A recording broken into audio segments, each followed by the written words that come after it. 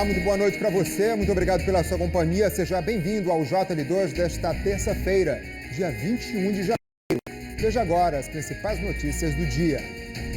Há 10 dias do fim da campanha de vacinação contra a gripe, a taxa de imunização na capital ainda é de 40%. Crime ambiental em Santarém. Garças são atacadas com fogos de artifício no centro da cidade. O governo federal anuncia quem vai ser o presidente da COP30, um dos mais importantes cargos da conferência. E os bons resultados de Remo e Paysandu na estreia do Parazão 2025 empolgam a torcida. E agora, aqui no JL2.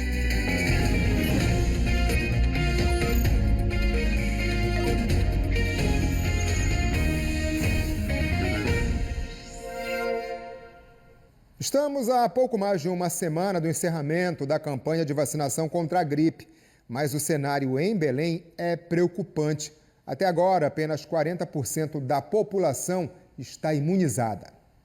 Joyce tirou um tempinho em plena segunda-feira para atualizar o esquema vacinal da filha de 7 anos. A Unidade Municipal de Saúde de Fátima foi o local escolhido para garantir a imunização contra a gripe influenza. No sábado, não foi possível. A fila estava muito extensa, então preferi procurar o posto de saúde mesmo, mais próximo de casa. Um mutirão realizado em 5 shoppings da capital e que ofertou doses contra a influenza e a Covid-19 atraiu um grande público. Procura que impactou diretamente na cobertura vacinal contra a gripe. Em apenas um dia, quase 4.500 pessoas foram imunizadas. Nós tivemos realmente uma procura muito boa, né? A população atendeu ao nosso chamamento. Eu acredito muito porque naquela época ainda não estava tendo caso de influenza. Hoje as pessoas estão vendo que as pessoas estão adoecendo, estão lembrando que precisa tomar a sua vacina, né? A oferta do serviço em locais de grande circulação, a exemplo dos shoppings, é uma estratégia eficaz para a ampliação da cobertura vacinal. Mas na contagem regressiva para o fim da campanha de vacinação contra o vírus da gripe, um dos desafios é aumentar a adesão do público também nos postos de saúde.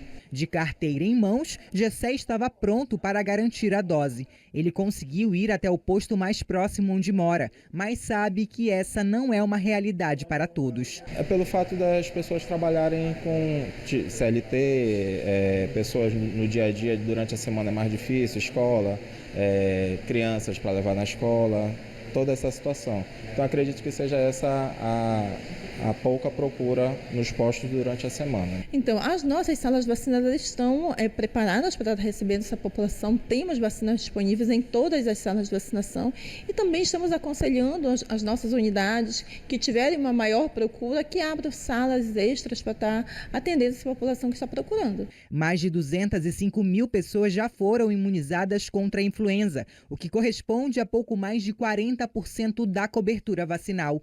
A campanha, que teve início em setembro de 2024, vai até o dia 31 de janeiro e todas as pessoas a partir dos 6 meses de vida podem se imunizar. A procura sempre, desde o início, eu que sou PCD, desde o início eu procuro os prioritários, sempre que dá, e estou correndo atrás da vacina. Faltam 10 dias, hein? A hora de se vacinar é agora. Vamos fazer nossa parte. Em Marabá, no sudeste do estado, um homem foi preso suspeito de envolvimento no sequestro de um casal e no roubo de um carro. O crime aconteceu na madrugada do último domingo. Câmeras de segurança registraram o momento em que os criminosos param o carro do casal. Um homem desce, apontando a arma, e abre a porta do carro. Logo em seguida, outro homem faz as vítimas descerem do veículo e ir para o banco de trás. Um deles sai dirigindo o veículo do casal, enquanto o outro volta para o carro que a dupla estava. O caso ocorreu no núcleo Cidade Nova, em Marabá. De acordo com a polícia, os assaltantes pertencem a uma quadrilha especializada em roubo de veículos. Durante toda a madrugada de domingo, os criminosos fizeram o casal refém. O carro das vítimas ainda não foi recuperado. O casal foi liberado em um bairro distante da cidade. Segundo a polícia, o veículo roubado está em outro estado. Um dos homens envolvidos no crime foi preso em flagrante na BR-155 enquanto tentava fugir. A polícia tenta identificar e localizar os outros envolvidos no crime. Nós tivemos notícia que eles seguiram sentido Paraopebas. A partir daí, policiais militares do município de Paraupebas fizeram uma incursão. Os 2 veículos utilizados na ação então foram apreendidos. Um dos assaltantes continua foragido. A polícia trabalha com o objetivo de prendê-lo. E uma mulher e uma criança morreram em um acidente grave na PA 256, no distrito de Forquilha, em Tomé-Açu, região nordeste do estado. Segundo testemunhas, a motocicleta em que as vítimas estavam foi atingida por uma carreta. As 2 pessoas que morreram na hora eram avó e neto. Aí a foto. O piloto da moto sofreu ferimentos e foi levado para o Hospital Municipal de Tomé-Açu. De acordo com a Polícia Civil, o condutor da carreta fugiu sem prestar socorro. Perícias foram solicitadas e testemunhas estão sendo ouvidas pela polícia. Em Santarém, um crime ambiental está sendo investigado pela Secretaria de Meio Ambiente. Garças estão sendo atacadas com fogos de artifício no centro da cidade. Os fogos são utilizados para assustar garças que ficam em árvores no cemitério central de Santarém. Especialistas afirmam que a sensibilidade da audição dos animais é maior que a dos humanos. Por isso, a reação das aves ao ouvir os barulhos é perigosa e pode provocar acidentes. Elas acabam saindo sem direção, elas querem fugir daquele local de barulho e isso pode causar acidente.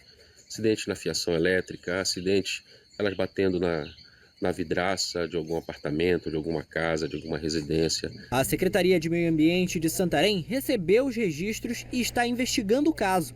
A SEMA afirma que isso se caracteriza como crime ambiental. Existe o Disque Denúncia disponibilizado para a população que pode me mandar vídeos, fotos, um relato da situação para que a gente encaminhe para a equipe que estiver em atividade para deslocar a equipe até o local. E olha só, uma situação preocupou e chamou a atenção de frequentadores e moradores dali do entorno da Praça Batista Campos, em Belém. Vários peixes foram encontrados mortos em um dos lagos. Esse registro aí foi feito por um celular ontem. Segundo a Secretaria de Meio Ambiente e Clima de Belém, o problema aconteceu depois da transferência de 50 tilápias do Lago da Praça da República, que passa por uma manutenção. A suspeita é que, com o procedimento, os peixes não tenham resistido ao estresse causado pelo manejo, assim como pela alteração da temperatura da água. E a gente quer saber aqui sua opinião sobre as notícias do dia. É só pegar o seu celular e apontar aqui para esse QR Code que você está vendo na tela, ou então cadastrar aí na agenda do seu telefone o nosso número, o 999430001. Aí é só mandar a sua mensagem que logo mais ela pode ser lida aqui no JL2. E a seguir, 3 pessoas ficam feridas depois do desabamento do teto de uma loja no centro de Xinguara. E governo e indígenas voltam a reunir para tentar um acordo sobre a desocupação do prédio da SEDUC. Agora são 7h14. Temos imagens ao vivo da BR-316, quilômetro 1. Voltamos já. Hoje completa 8 dias que os indígenas ocupam a sede da Secretaria de Estado de Educação em Belém. Lideranças e representantes do governo do estado tentam resolver o impasse. No pátio externo, um grupo de indígenas se preparava para a reunião com o governo do estado. A expectativa é negociar uma nova lei que regulamente o ensino nas aldeias. Nós queremos, de imediato, discutir a política de educação escolar indígena, a gratificação dos nossos professores, os direitos trabalhistas, a regulação assegurada do ensino médio. E também a garantir a presença física do professor. Para nós, o CEMEP, que é esse modelo de ensino à distância, virtual e tal, isso aí para nós é descartável, Isso para nós não existe, Nós queremos as aulas com os nossos professores presenciais, até mesmo pela questão da nossa cultura. As lideranças aqui presentes representam uma frente que apoia a concentração da pauta unicamente na regulamentação da educação escolar indígena. Mas esse posicionamento não é consenso dentro do movimento.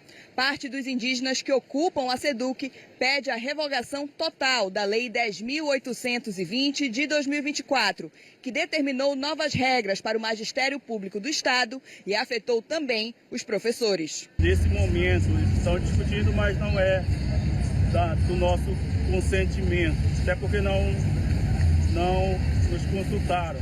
Ouvi-los E a demanda que está vindo das bases é essa, a gente quer sentar com o governo, a gente quer construir essa política respeitando a 169, né, que é ouvir os povos indígenas nos seus mais diversos lugares onde eles estejam. Essa é a terceira tentativa de resolver o impasse, que já dura uma semana. Desde o último dia 14, indígenas de várias etnias ocupam o prédio da Secretaria de Educação do Pará. Para eles, a nova lei do magistério causou insegurança jurídica ao revogar a legislação específica do SOMEI, o Sistema Modular de Ensino Indígena, e ao alterar as gratificações dos professores em geral e daqueles que atuam na modalidade. Manifestações contra a lei também foram registradas no interior do estado. Em mais uma etapa de negociação, uma comissão formada por várias secretarias do governo do estado recebeu os indígenas no Centro de Formação de Profissionais da Educação Básica do Estado, o CEFOR, no bairro da Campina. Com a participação deles, criando uma proposta de legislação própria, pela primeira vez, inclusive com a possibilidade de criação do Conselho Estadual de Educação Escolar Indígena e outras propostas que vão ser discutidas. Várias lideranças participaram do encontro também de forma online. O assunto da reunião deverá ser compartilhado com quem não esteve presente. A gente precisa primeiro analisar junto com nossas lideranças das demais regiões.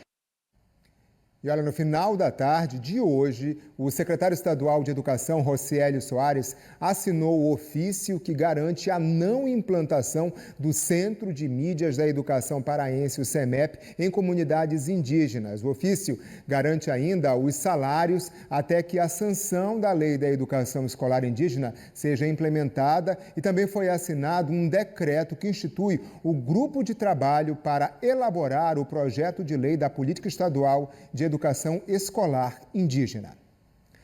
Em Belterra, no oeste do estado, indígenas fizeram uma nova manifestação hoje na BR-63 em apoio a essa manifestação aí que está sendo realizada na SEDUC em Belém.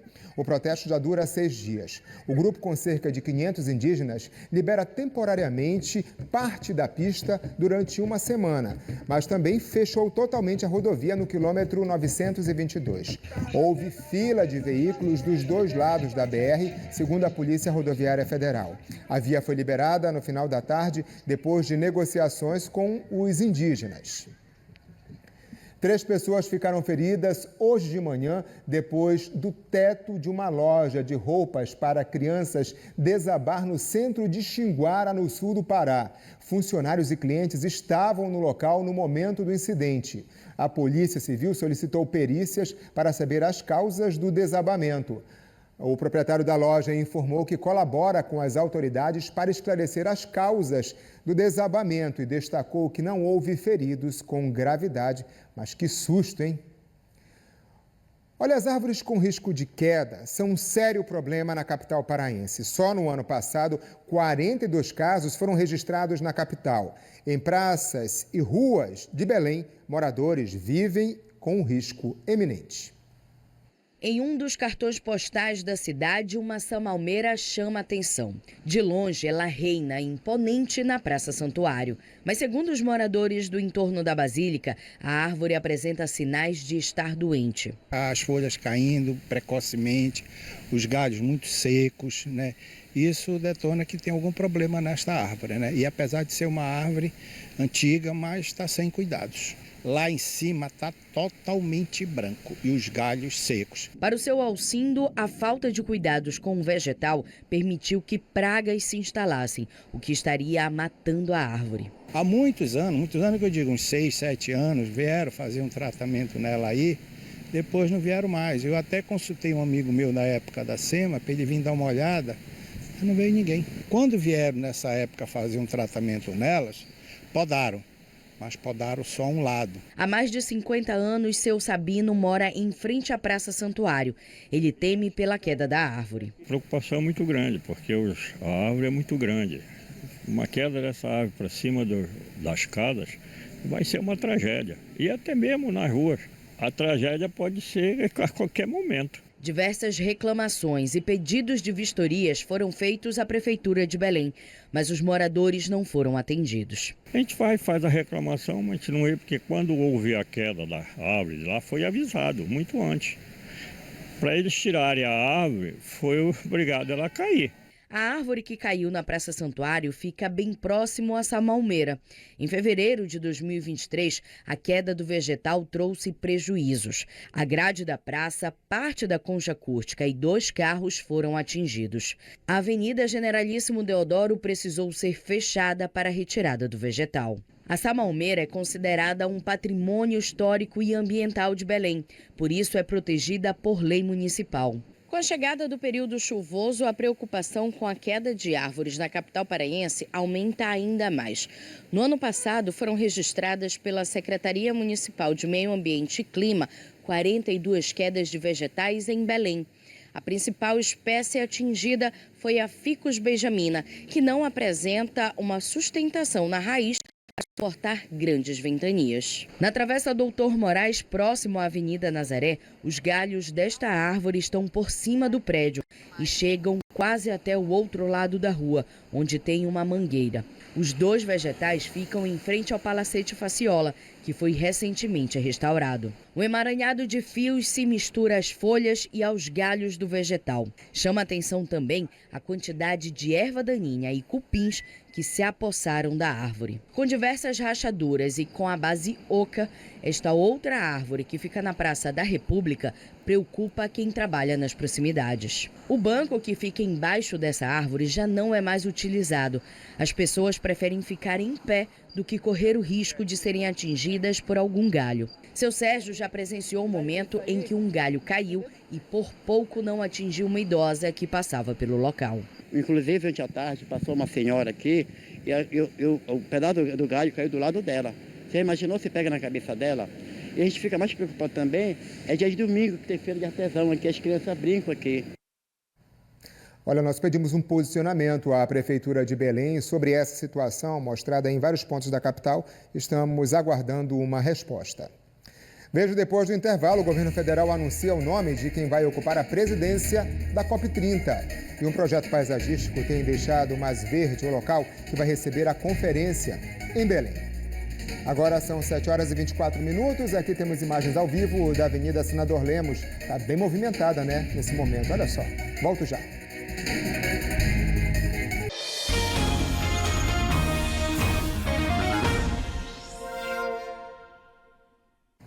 A proibição do uso do celular nas salas de aula já é uma realidade em muitas escolas de Belém.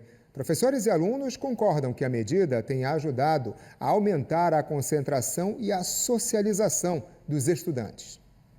As regras sobre o uso de celular nesta escola particular já são realidade nos últimos anos. A medida foi adotada logo depois da pandemia. Esse uso do celular ficou muito prejudicial em sala de aula. As crianças tiravam o celular, o professor estava dando aula, não tinha nada a ver o que ele estava consultando no celular com aquilo que estava sendo estudado. A utilização de aparelhos eletrônicos na escola agora é proibido. O presidente da República sancionou a lei que proíbe o uso de telefones celulares em estabelecimentos públicos e privados de ensino da educação básica. O objetivo da nova lei federal é cuidar da saúde física e mental de crianças e adolescentes. Essa escola particular adotou a medida desde o ano passado.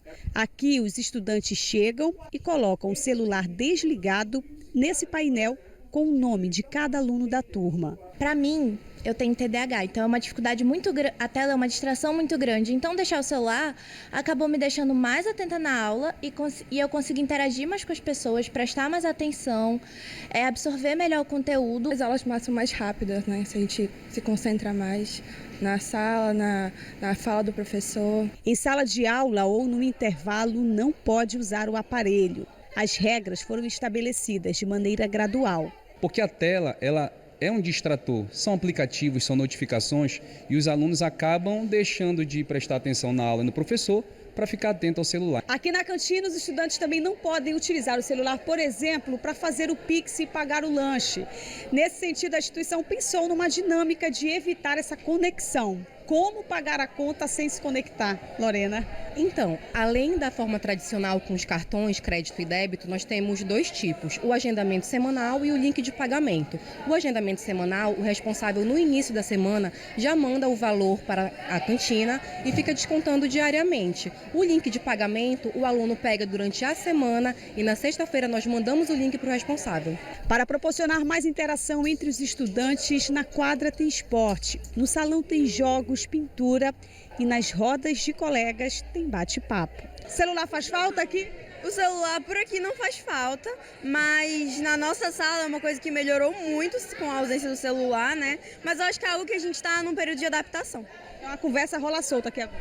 Agora rola solta. A tecnologia que é tão presente no dia a dia não pode estar tão distante dos alunos, mas aqui o contato será sempre de maneira planejada. No planejamento do professor, naquela aula, naquele dia, naquela semana, ele entrega a coordenação, o planejamento e a gente entra em contato com as famílias para que eles possam utilizar juntamente conosco conforme aquela atividade pedagógica. Antes eu tinha um contato muito forte com o celular, só que agora de não poder usar em momento nenhum, eu tenho percebido que eu estou mais focada nas aulas, eu tenho prestado mais atenção e eu tenho tido um rendimento muito melhor e melhorou até minha socialização com as minhas amigas. Bem, agora vamos falar de esporte. Remo e Paysandu estrearam com goleada no Campeonato Paraense 2025. Os resultados, olha, animaram a torcida. O Remo goleou o São Francisco por 5-0 no Mangueirão. Tá bom assim? Não tá ainda bom, né? Mas já tá, do primeiro jogo do ano passado, melhorou muito, né? 5-0 não tá bom? Ah, tá bom demais, né? O Leão já começou a iludir já a torcida. Leão Madrid, papai. Vamos pra cima. A gente não pode se emocionar com esse placar aí e achar que todo jogo vai ser assim. Já o Paysandu, na Curuzu, venceu o Capitão Poço por 4-1. Não dentro daquilo que a gente esperava. O time ainda está meio devagar, está começando, mas 4-1 deixou o nosso coração bem alegre. Pro Papão seguir no caminho das vitórias, que tal um banho de cheiro? Tá aqui, ó, abre caminho pro Paysandu e o perfume vence tudo, que é quando os jogadores passar lá na chuteira, meter o chute lá, o goleiro não vai conseguir nem ver a bola. E logo no primeiro jogo do Parazão, Nicolas marcou 2 gols. São 4 bolas na rede em 2 partidas oficiais só esse ano. É um jogador que vem ganhando confiança, tem a confiança do grupo, é um exemplo de profissional. Pelo lado do Remo, a esperança de gols está no novo camisa 33. O Felipe Viseu, pelo jeito, pai, vai ser artilheiro do campeonato esse ano. O Parazão está apenas no começo, mas já está rolando aquela provocação para o Repá, que será só na 7ª rodada. Foi só um treino, não foi um jogo ainda, foi só um treino. O jogo vai ser depois, quando o Paysandu que te pegar ele, vocês vão ver. Que venha pra cima do Paysandu, que é porrada, é lambada, como vir, é de 4, é de 5, é de 3, o que vale é 3 pontos. E aí um campeonato à parte, né, entre as torcidas. Olha, o governo federal anunciou hoje quem será o presidente da COP30, a Conferência do Clima da ONU, que acontece em novembro em Belém. O presidente da COP30 é um diplomata experiente em negociações climáticas. O embaixador André Correia do Lago, de 65 anos, foi indicado pelo presidente Lula. Atualmente, ele é secretário de Clima, Energia e Meio Ambiente do Ministério das Relações Exteriores. Na primeira declaração pública como presidente da conferência, André Correia do Lago reforçou a importância de fortalecer o diálogo com os povos da Amazônia. É essencial que sejam ouvidos as pessoas que são justamente aqueles que convivem com esse bioma, que é um mistério para a maioria do mundo e, aliás, é um mistério para muitos brasileiros. Então, a participação deles é absolutamente essencial. Durante esse período preparatório, nós vamos ter muito diálogo com a sociedade civil, porque é essencial que eles estejam envolvidos no processo, porque depois, como na Rio 92, são as populações que têm que acreditar nessa agenda e que têm que contribuir para que essa agenda dê certo. Ambientalistas avaliaram de forma positiva a indicação do Planalto para a presidência da COP30. Um perfil como o do embaixador vai ser bastante relevante, o trabalho dele começa imediatamente, não é um trabalho que acontece lá em novembro durante a COP, senão que começa agora, numa grande articulação, muitas conversas, certamente uma agenda intensa de viagens, para que ele possa ir construindo consensos e compromissos. Em Belém, a Conferência da ONU segue percorrendo as obras da COP. O objetivo desta primeira visita é conhecer toda a infraestrutura que está sendo preparada para receber a Conferência do Clima em novembro. O grupo fica na cidade até o fim desta semana. Hoje, a delegação esteve no Hangar Centro de Convenções e no Parque da Cidade, uma área de 500 mil metros quadrados que vai concentrar grande parte das discussões sobre o clima. Um dos integrantes da Conferência das Nações Unidas disse que as COPs são projetos desafiadores e que trazer a COP para a Amazônia é um desafio ainda maior. Ele destacou a dedicação do governo do Brasil e do governo do Pará e falou que a ONU está bastante otimista quanto ao sucesso da conferência.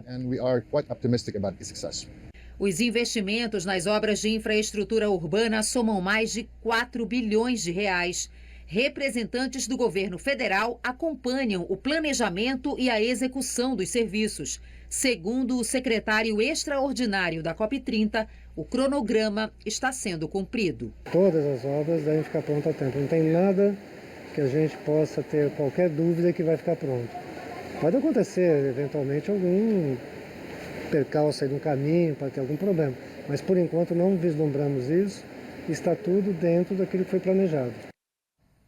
O presidente da COP é o responsável por mediar as negociações e promover consensos entre os países que vão participar da conferência. Outro nome importante anunciado hoje foi o da diretora executiva da COP30, Ana Toni. Ela ocupa hoje a Secretaria Nacional de Mudanças do Clima do Ministério do Meio Ambiente.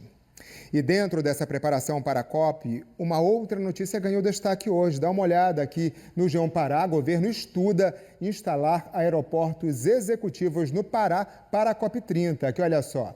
O governo federal estuda instalar 2 aeroportos. A informação foi divulgada pelo jornal Folha de São Paulo e confirmada pela TV Globo. A declaração do Ministério do Turismo pode ser resumida assim, no momento, estão sendo realizadas análises de viabilidade para execução e instalação, uma vez que a ideia é que esses equipamentos já estejam funcionando durante a COP30, os 2 aeroportos citados na reportagem. Mais detalhes, só passar aqui no G1 Pará. E a COP30 também esteve em pauta num outro evento de grande importância internacional, o Fórum Econômico Mundial, na Suíça. As discussões em Davos seguem até sexta-feira. Desde ontem, o governador do estado participa dos debates que giram em torno da economia mundial em um ano de muitas mudanças no cenário internacional. Em um dos painéis, Helder Barbalho falou sobre a importância da valorização da floresta para a bioeconomia e para o clima. Ao lado de representantes de setores públicos e privados ligados à agenda ambiental, ele também defendeu o legado que deve ser deixado pela COP30, em Belém. Nós estamos trabalhando para que o Brasil, pelo exemplo, possa ter a capacidade de exercer o seu papel de liderança ambiental no planeta.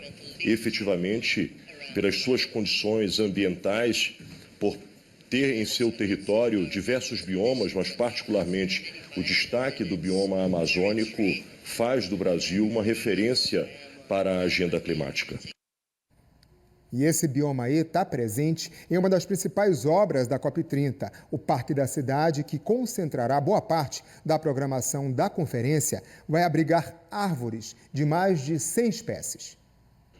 As pequenas folhagens no topo da árvore são sopro de vida que ainda tem aqui. A seringueira não nasceu neste solo, foi transplantada, mas já está adaptada à nova terra. O lugar escolhido como casa é o Parque da Cidade, o local que está sendo construído para as principais discussões da COP30 em novembro, em Belém. Entre os 500 mil metros quadrados do antigo aeroclube da cidade, equivalente a 50 campos de futebol, ocupa espaço para a criação do Bosque das Seringueiras, Uma pequena amostra das árvores nativas da região amazônica, que vieram de vários cantos do estado. Nós tivemos, por exemplo, como aqui no Bosque dos Seringais, uma doação, que foi feita por um empreendimento no município de Castanhal, mas também dos processos de licenciamento onde houve supressão vegetal, onde as equipes selecionaram dentro do inventário florestal alguns indivíduos que tivessem a sanidade para poder ser transplantados para cá, para o Parque da Cidade. Desde julho do ano passado, espécies de médio e grande porte estão sendo plantadas ou transplantadas por aqui.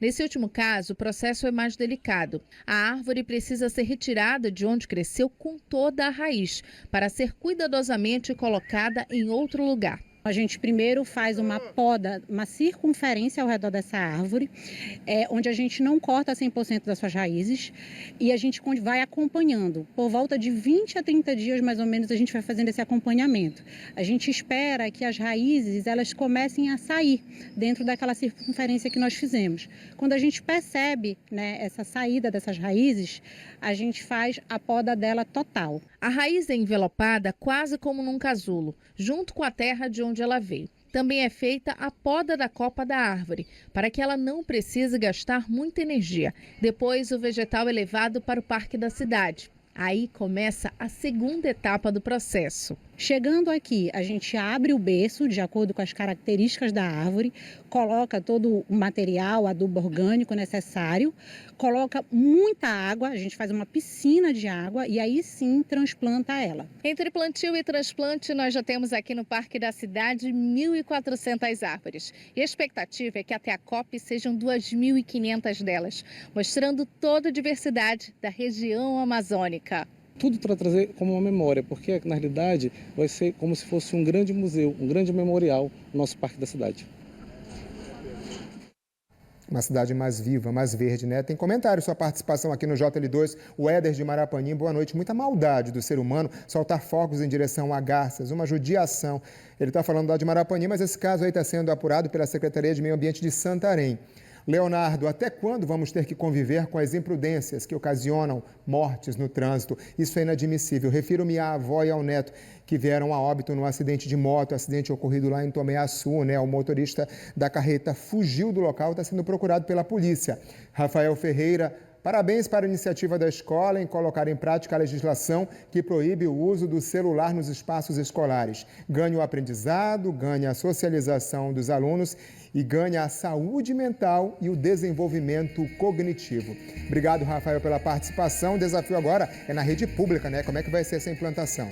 O JL2 de hoje fica por aqui. Uma boa noite para você e até amanhã.